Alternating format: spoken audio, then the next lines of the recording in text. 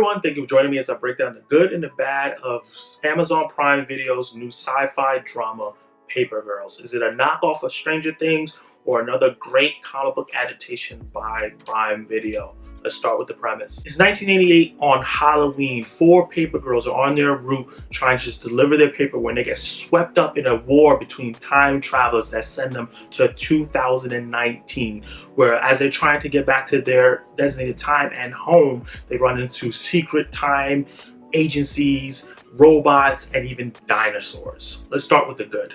As a fan of the comic book, I didn't get to read the whole thing from front to back. I collected the first couple issues. I think the casting for this adaptation is pitch perfect. I feel like all the characters here, not only does the actors look like them, they also capture the soul and the personality of each of the characters as well.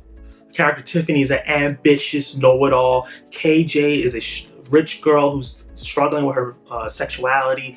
Erin, a Chinese American who's dealing with generation trauma, dealing with helping her family and is very shy.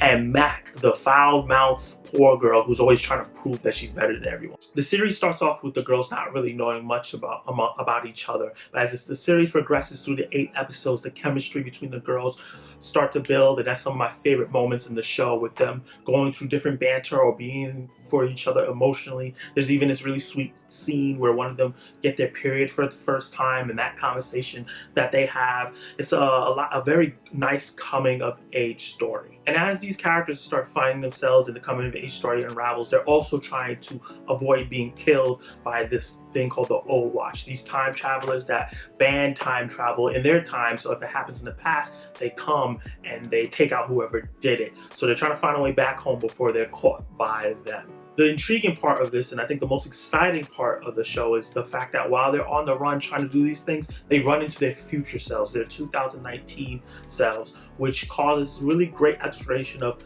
what you thought you would be, because these are 4 12-year-old girls, and where you thought you would be, at the age of 20, late 20s, and how they get to see how they actually turn out and how very different things are compared to the way their fantasies built them up. And one thing that they did while adapting this comic, this very ambitious comic, is that they changed a couple things about the characters and how much screen time or how much story development the characters get. A lot of these characters get to flesh out their backstory, their time with their future selves, their personalities a lot more than the comic gave them a chance to, which I thought was a needed and fun addition for the actual show itself. It was some of the best parts that are like the character development and seeing these 12-year-old girls figure out all these crazy things that's going around them. It's still centered with a story of family, loss, and trying to figure out who you want to be.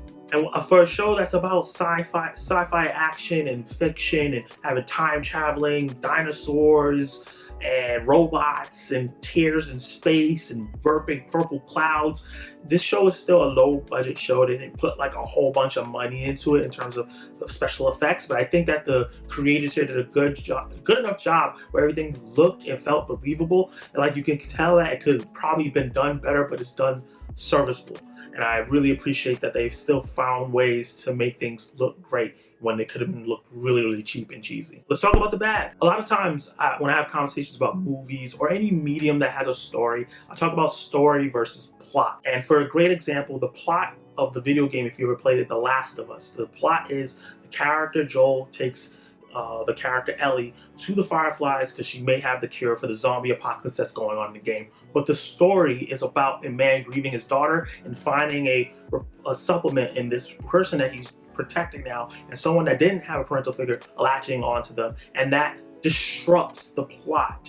Here, I feel like the plot of the story in Paper Girls and the story does not connect well and doesn't come to a satisfying wrap up together. I feel like the sci-fi time war plot that they were going with did not get fleshed out enough, explained well enough, because they took out a key part of the comic that they probably couldn't get licensing for. Because in the comic book, I can say this because it's not a spoiler for the show, because it's not in the show anymore. In the comic book, the reason why this happened was because the Apple company, developed time travel and stuff like that, and they didn't put that in here. So it's kind of like who is doing this, why is doing this, and you don't get a good enough explanation throughout the series or at the end of why any of this is happening. So while the time travel aspect does help the coming of age story aspect, the whole plot of the warring time factions did not add any addition to it so far. I don't know if maybe if this gets a season 2, we get to tie those things together better.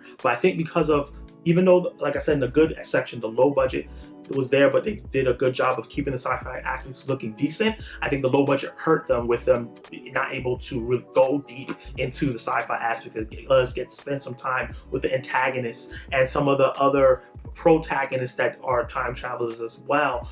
We didn't really get to see any futuristic stuff. Also, in the comic itself, there's a lot of quirkiness, a lot of weirdness, a lot of humor stringed throughout the book from the first issue on, and I feel like a lot of that was stripped here. They played the story very serious. It takes the drama aspect very, very seriously, where I thought this should have been a dramedy, like a sci-fi drama comedy. A lot of scenes that have a lack of energy, where a joke here and there would have helped it a lot, instead of them kind of just staring at each other and there's just being silence, no music, no cues, and it just, sometimes some scenes fell off. There were some really well acted scenes throughout, but a lot of scenes I was like, what am I supposed to be pulling from here? And the last thing that threw me off a little bit, the first episode encompasses a lot of like just the first couple books, and I feel like they should have fleshed that out and spent more time on it. I don't know if it was because of low budget or they wanted to speed into the main gut of the plot, but I think that they should have spent more time on some of the other stuff and spent a little bit more time in the 1980s, so we could see the differences between the 80s and the 2019 timeline era.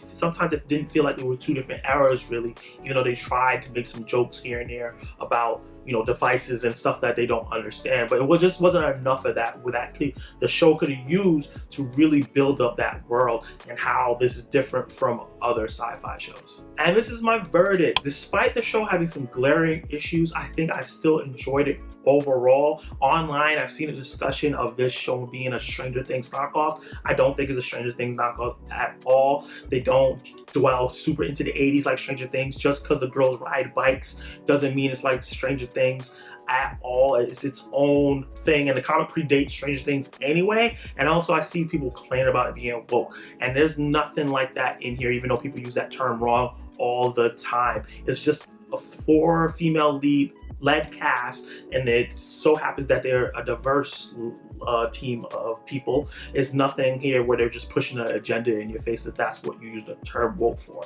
So I don't think those are any of the issues if that's what you're worried about going to this. I think that all the characters are charming and the coming-of-age story is good, but the sci-fi plot was lacking a bit. I'd hope there's a season 2 get announced, because I am interested in the story and where it's gonna go, but hopefully it gets a bigger budget and they take more time to flesh out the sci-fi aspect of it. With that said, I'm going to give this a C. Comment your thoughts down below if you've seen Paper Girls, and if you have not, let me know in the comments if this is something that you're interested in getting. If you have any questions about it, if you're a comic book fan and want to talk about the differences of it, and if you're not a subscriber, hit that like button, hit the subscription button, and hit the notification bell so you can be notified of my reactions, reviews, and ranking lists, and you can watch more of my content right now.